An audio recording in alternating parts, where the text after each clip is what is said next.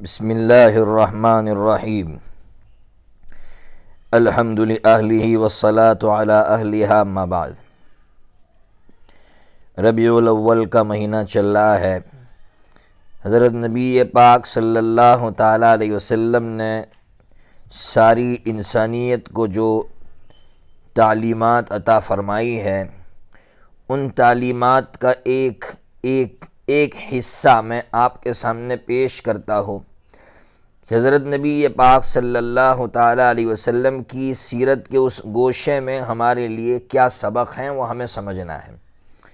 دیکھیے، یہ واقعہ ہم نے سنا ہے کہ حضرت نبی پاک صلی اللہ تعالیٰ علیہ وسلم جب معراج پر تشریف لے گئے تھے، ایک محل دیکھا، آپ نے چاہا کہ بہت خوبصورت محل ہے، اس میں داخل ہو جاؤ۔ آقا خود فرماتے ہیں، میں نے پوچھا کہ یہ محل کس کا ہے، تو جواب ملا عمر کا ہے، میں داخل نہیں ہوا۔ اب اس واقعے سے جو سبق ملتا ہے وہ یہ ملتا ہے کہ حضرت نبی پاک صلی اللہ تعالیٰ علیہ وسلم داخل نہ ہو کر اپنی امت کو یہ سبق دینا چاہتے تھے کہ کسی کی چیز اس کی اجازت کے بغیر کبھی استعمال مت کرنا۔ حالانکہ حضرت سیدنا عمر فاروق رضی اللہ تعالیٰ عنہ کے لیے تو یہ سعادت کی بات تھی، اور جب حضرت عمر فاروق رضی اللہ تعالیٰ عنہ سے آ کر حضور نے عرض کیا کہ میں اس لیے داخل نہیں ہوا کہ عمر تمہاری غیرت یاد آ گئی، تو حضرت سیدنا عمر فاروق رضی اللہ تعالیٰ عنہ نے جواباً عرض فرمایا کہ اللہ کے رسول، میں آپ پر غیرت کروں، لیکن میرے آقا نے بہت بڑا سبق دیا کہ کسی کی بھی چیز اس کی اجازت کے بغیر استعمال مت کرنا۔ آج تو استعمال دور کی بات ہے، ہم لوگ تو ہڑپ لیتے ہیں، مالک بن جاتے ہیں، قبضہ کر لیتے ہیں، سوچنے کی ضرورت ہے۔ دوسرا واقعہ سناتا ہوں، آقا صلی اللہ تعالیٰ علیہ وسلم ایک گلی سے گزر رہے تھے، راستے میں ایک صحابی نے سلام کیا، میرے آقا اس وقت وضو سے نہیں تھے، تو آقا صلی اللہ تعالیٰ علیہ وسلم عام طور پر اس کی کوشش فرماتے کہ بغیر وضو کے اللہ کا نام نہ لیتے۔